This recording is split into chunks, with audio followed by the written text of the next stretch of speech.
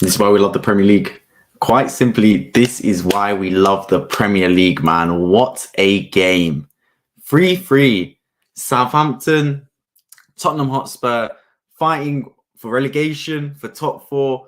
Both teams wanted to win it, and it ends a draw, man. What a day of Barclays Premier League football. Even Leeds and Wolves played an entertaining 6-goal clash that finished 4-2 to Leeds. I mean, there's just brilliant football everywhere, it seems. For this game, we've got bottom of the table Southampton, right? And they come up against Tottenham, who Tottenham obviously haven't had the best results recently. Based Tottenham Hotspur, you're expecting them to, let's be honest, get a decent result here. Like, Southampton are not the worst of sides in the world. In fact, I go as far as saying they're pretty decent team, like Southampton. I saw them against United. They looked all right, to be fair. They drew 0-0. Obviously, they beat Chelsea at Chelsea's gaff. They're not a bad team whatsoever, Southampton. So, for Tottenham to come here and get a point, you look and go, it's not the worst result in the world, but it's just so tight. Up and down the table, it's so tight, man. I mean, you're looking at top four where you got Newcastle, who managed to win yesterday. It's crazy, man. Football's such a crazy game. Newcastle with a last-minute winner at Forest. Tottenham with a last-minute goal conceded to draw at Southampton, and it completely swings the balance. It's like 6 pointers, those type of things, man. Like one team that snatched the win last second with a penalty against Forest, and then one team that's given away a penalty last second against Southampton, and it just flicks it round. Tottenham were third before that penalty. They were third in the table. Yeah, granted, United had a couple of games in hand on them alongside Newcastle, but Tottenham were third. Like that goes to show magnifications. They are well in this top four race. A lot of teams are dropping points and dropping points frequently, but today they've done the same thing. Now, the VAR on the penalty, what is the opinion on this? Because there's split. Across Twitter, there's split. Some people are saying it has to be a penalty. It's completely rash from Sarr. He's kicked his leg out. He hasn't made clear contact with Ainsley Maitland-Niles, but the fact he's kicked his leg out and he's probably brushed him, it's got to be a penalty. Others are saying, yes, it's rash. Yes, he's kicked his leg out, but he hasn't actually made connection with the Southampton man. Therefore, it's not a penalty. For me, it's a tough one. It's really a tough one. I don't want to sit on the fence. If I had to choose between the two, I'm saying it's not a penalty because I don't think he made clear enough contact. And by the way, that comes from an Arsenal fan. I am an Arsenal fan saying it's not a penalty right now. But the ref's given it. And that's the way it goes. If you're looking at Tottenham, you can say, oh, the penalty. I'm looking at it as you're 3-1 up, yet you've managed to lose, to draw that football game. That should not happen against a team that's bottom of the table. Once you're 3-1 up, you should lock up that football match and you get away with it. They made some subs to try and slow the game down, but they conceded too early after going 3-1 up. And you let Theo Walcott score, man. Like, he hasn't scored a goal in like, 2-3 years? Theo Walcott, he's finished. Ex-Arsenal player, and you let him score. So if I'm looking at it from Tottenham's perspective, I'm not here complaining about the penalty. Although I said myself, I don't believe it's a pen. Focus your energy on the fact that the team bottled the 3-1 lead because it should not get to that stage. At 3-1 up, you lock the game up, and that should be the killer blow. Because Harry Kane scored to make it 2-1 with a brilliant header. Two brilliant goals, actually, for Tottenham. The assist from Kulusevski into the box, Kane to glance it home. Brilliant finish. Showed your quality. World-class striker, world-class cross. Then Perisic, brilliant goal as well to make it 3-1. At that point, that should knock the stuffing out of Southampton, and you say, okay, cool, game over. Southampton won't be able to get back in it. Tottenham take the 3 points, go third in the table. But no, they concede. And after that, they were under the cosh. And when it's a 1-goal lead, you're always going to be under pressure, especially away from home. And they folded. Tottenham well and truly folded. So who's it to blame, man? You can say penalty this, penalty that. Like I said, I don't believe it's penalty, but you can't fold in that fashion. That being said, let's look at some positives for Tottenham Hotspur. Pedro Porro is a player, man. This Pedro Porro guy is really good. I really rate him. That goal today was class. The way he just picked up in his right foot and just whacked it into the top of the net. You know a good player when the way they finish like that, man. Right into the roof of the net. Doesn't give the goalkeeper a chance. Doesn't matter if it's Bazunu goal or Prime Manuel Neuer. No one saves that type of shot. I think he's a proper upgrade on that right back position from Emerson Royale, man. Proper upgrade, Pedro Porro. But it's not enough. They've lost Bentancur for the season with an ACL. He's a big miss for them. That's a top player there. Højbjerg and Skip, it's not a good enough midfield. And once again, Tottenham persist with the 3 at the back and the 5 at the back formation. I mean, what's it with Conte, man?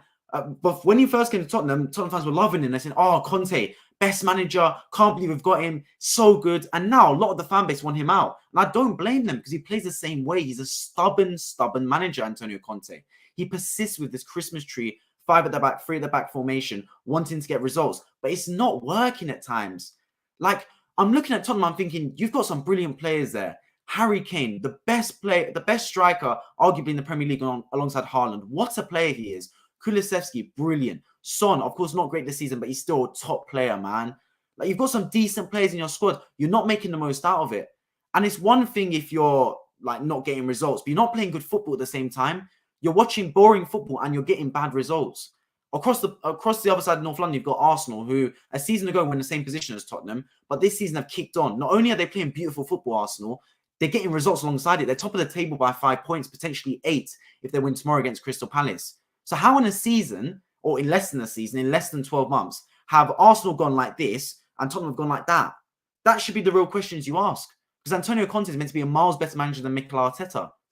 I mean, let me know your thoughts of Antonio Conte in the live chat. For me, I think he needs to go. I think Tottenham needs to get rid of him, and they need to get a proper project manager, because Tottenham is a project club, man. They stop getting these managers like Mourinho, like Antonio Conte, that are meant to deliver you instant results, because it doesn't work. Tottenham have always been a project team, a team that gets someone like Pochettino in, who can coach the players, train them, implement his style, his DNA, watch exciting football. I mean, look at that Tottenham team from 2016 when they had Wanyama, Moussa Dembele. What a team, man. That was a good Tottenham team that was well run, played for the badge. Now we've got players that half of them don't deserve to be there. The other half play every week, no matter how good they play. He runs the same formation. I mean, it's either Richarlison or Kulusevski that come in, then Son always plays, Kane always plays, Højbjerg always plays.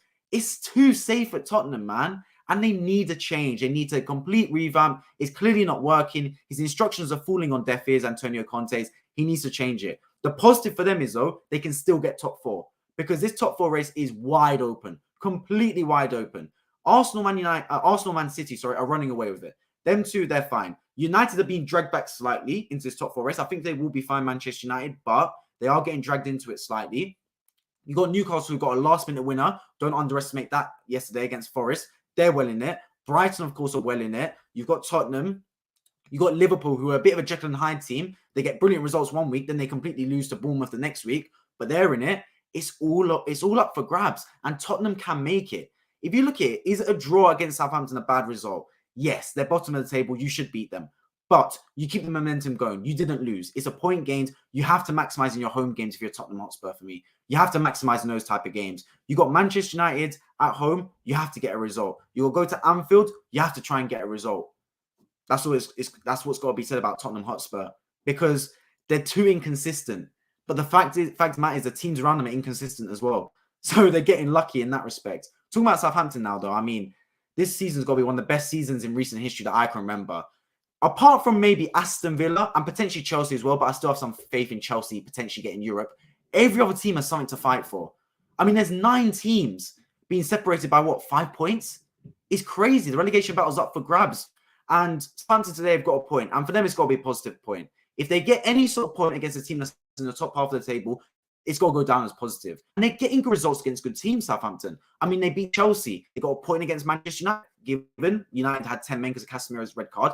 But still, a point at Old Trafford is very good. A point today against Tottenham. They're doing well in those games. What's going to make or break it for Southampton is when they play against teams around them, because those are the relegation 6-pointers. They seem to do well when the pressure's off them and they play against teams that are expected to walk the floor of Southampton. But when they actually come up against grudge matches against the teams around them, they seem to struggle a little bit. So that's going to be the big games for Southampton now. Can they beat the teams in and around them? Because it's so tight around there. And honestly, they can survive. Do I think they'll survive? Unfortunately, not for them. But well and truly, they can. They're well and good enough to survive, just like every other team down there. I mean, we've got teams like West Ham kicking about, Leicester kicking about, Everton.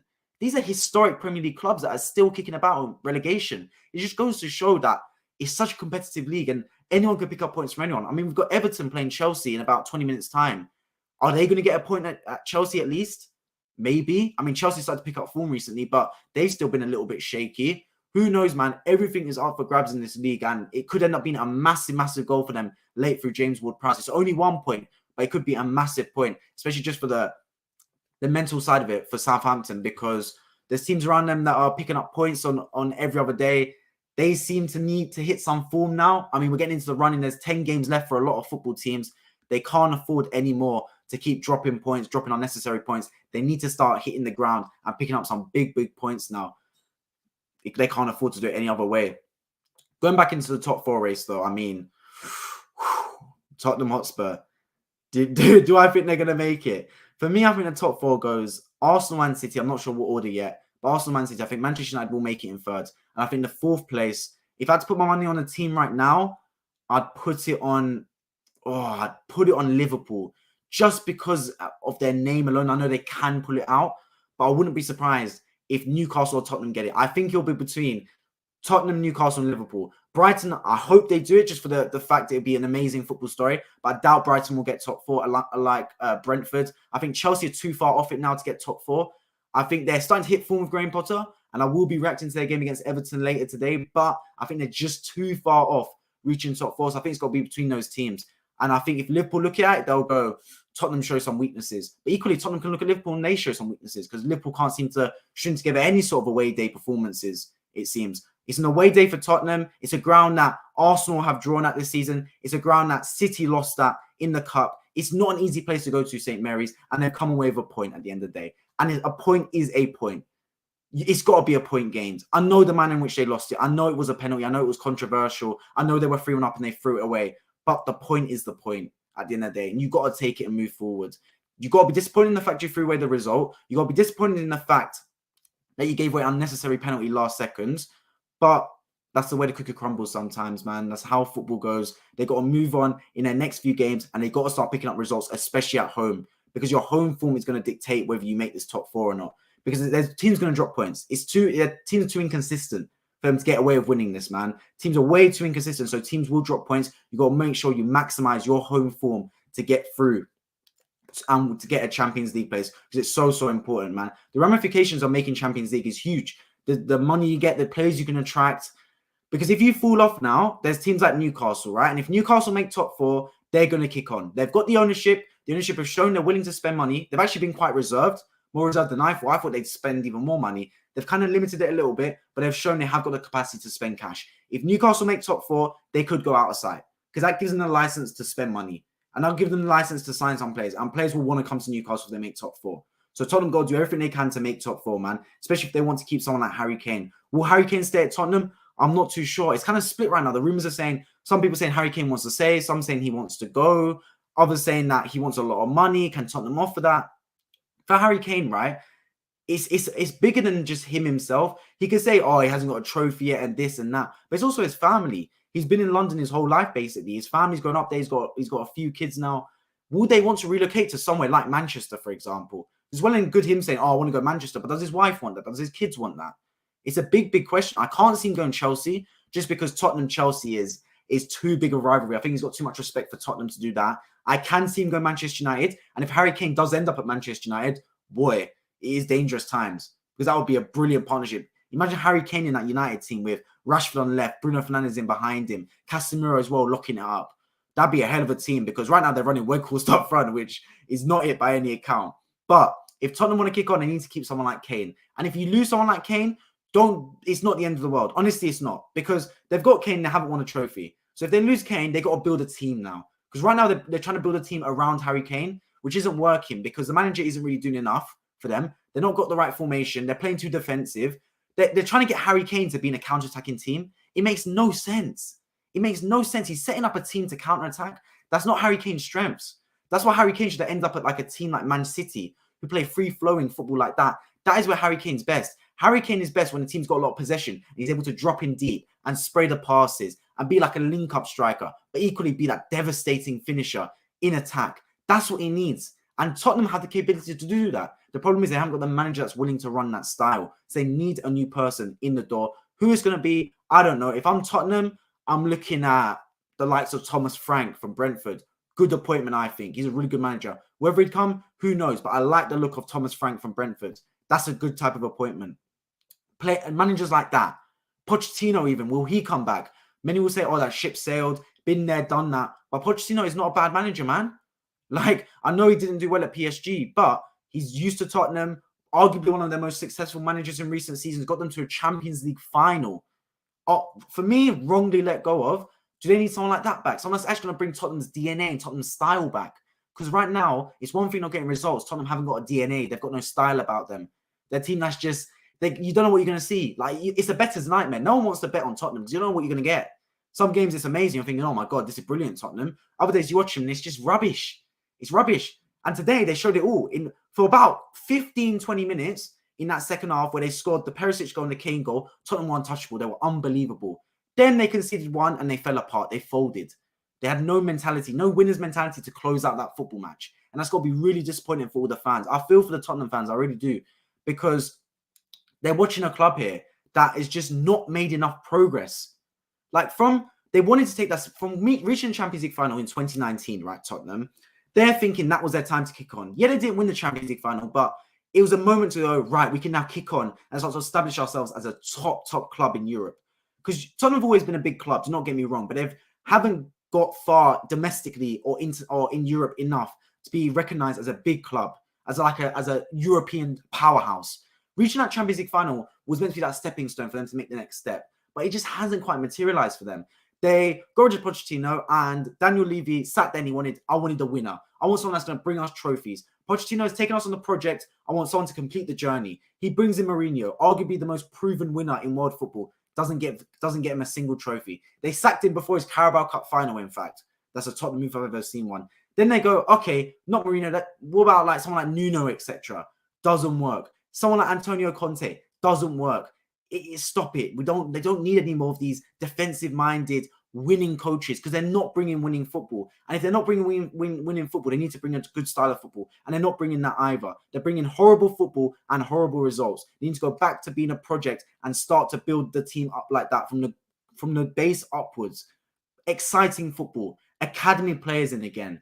I mean, you just have to look at Arsenal bringing in Saka, Emil Smith-Rowe, Balogun, things like that, going to the forefront of their team. Tottenham needs to start doing that as well, man. They need to start bringing those academy players through, hire a manager that can start to build a project. Before Chelsea signed Potter, I would have looked at someone like Graham Potter, for example. Roberto De Zerbi's a good option, but obviously he's at Brighton, just came there. They need to start to bring in a project manager and start to build it from the ground up for me if I was Tottenham, because this is not working. The Conte test is not working whatsoever. That being said, there's still a season to play for. They're out of the Champions League, out of the FA Cup, and etc. They've just got the Premier League to fight for. 10 more games, and their objective has got to be top 4. And then they go from there, to be honest, man, if I was Tottenham. But yeah, overall, that's how it goes. Southampton's behalf, they got a point here. They need to keep it moving, man. They need to beat the teams around them. It's all good, well and good getting points against teams like Man City, for example, Manchester United, Arsenal, Chelsea, Tottenham. I mean, they already beat Chelsea. They already got a point at United. They got a point against Tottenham. It's crazy. 5 points out of 9 against those 3 teams. You'd be laughing. But they're still in this position because they're losing to teams around them. It's all well and good getting winning games when the pressure's off you and getting points when the pressure's off you. But when you got a big 6 point against Bournemouth, when you got a 6 point against Forest, against Leeds, that's when you need to show up and get the result. Because you get the 3 points and you stop them getting the 3 points. That's got to be Southampton's aim. They've got the squad to do it. They've got some good players in there. Can they do it? We're going to have to wait and see. Either way, it's going to be a brilliant end to this Premier League season, man. We're fighting for everything. I mean, the 2 teams at the top, Arsenal, Man City, fighting for the league. We've obviously got the top 4 race, Tottenham, Newcastle, United, Liverpool, etc. involved. Got the race for Europe as well, Brentford, Chelsea, Aston Villa a little bit. We've got Fulham as well in there, Brighton as well. And then we've got obviously the relegation battle, which has got 12 teams that are, any of them could get relegated to us. And there's some big teams in there. Everton, Leicester, West Ham, some big hitters around that relegation battle. So teams like Southampton got to do their absolute best to pick up results. Don't think just because you're a smaller club than Everton, for example, or West Ham, you deserve to go down. No. Because you can stay up here. Every team can stay up. And whoever gets relegated this season cannot sit there and go, oh, it's one of those things. They've got themselves to blame. Because not a lot of teams are being consistent in this league this season. You might survive with less than 40 points this year. When a lot of years, 40 points is the benchmark. It's just the way it's going. Teams are dropping points for fun, and you need to be one of those teams that are picking up results. It's going to be a brilliant end. There's going to be a lot of matches to play for. Every match is going to be important in this Premier League, and that's why it's one of the best leagues in the world. Arguably a Super League, to be honest, the Premier League. There's always talk about, oh, we want the Super League, we want this, we want that. The Premier League is the Super League. That's what it looks like, and they showed it again today. What a game of football. Southampton 3, Tottenham 3, alongside Leeds beating Wolves 4-2 away from home. It's been a brilliant day of football. As always, let me know your thoughts on the match in the comment section down below. If you're new around here and you love football-related content, this is the place for you. Make sure you subscribe down below on my road to 2,000 subscribers. I've been Football. I hope to see you all in my next video. Take care.